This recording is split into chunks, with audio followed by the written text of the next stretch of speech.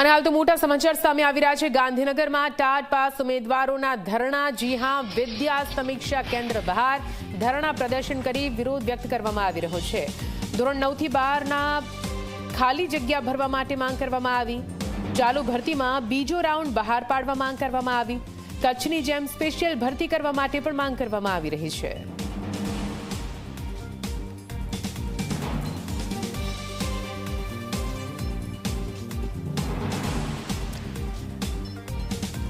તો આપ જુઓ કેવી રીતે અહીંયા ચાલુ ભરતીમાં બીજા રાઉન્ડની માંગ સાથે ટાટ પાસ ઉમેદવારો ધરણા પર ઉતર્યા છે। આપને જણાવી દઈએ, ઘણા લાંબા સમયથી તેઓ શિક્ષકોની ભરતીને લઈને સતત માંગ કરી રહ્યા છે। જો કે તેમની વાતને ગંભીરતાથી ન લેવાતા હવે તેઓ આંદોલનનો માર્ગ ઉગામી રહ્યા છે।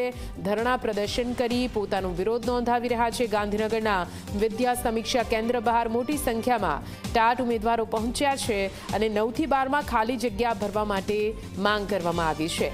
કચ્છમાં જે રીતે સ્પેશિયલ ભરતી કરવામાં આવી હતી તે રીતે સ્પેશિયલ ભરતી આ સમગ્ર મામલાને લઈને પણ કરવામાં આવે તેવી પણ વાત તેમના દ્વારા કરવામાં આવી છે। આપને જણાવી દઈએ, શિક્ષકો પર વિદ્યાર્થીઓના ભણતરનો ભાર હોય છે।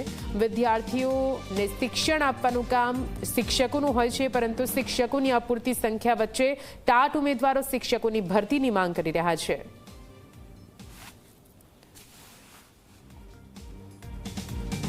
વધુ માહિતી સાથે સંવાદદાતા દુર્ગેશ જોડાઈ ગયા છે ફોનલાઈન પર। દુર્ગેશ, ટાટ પાસ ઉમેદવાર ધરણા કરી રહ્યા છે, શું કઈ વિગતો? જી દુર્ગેશ।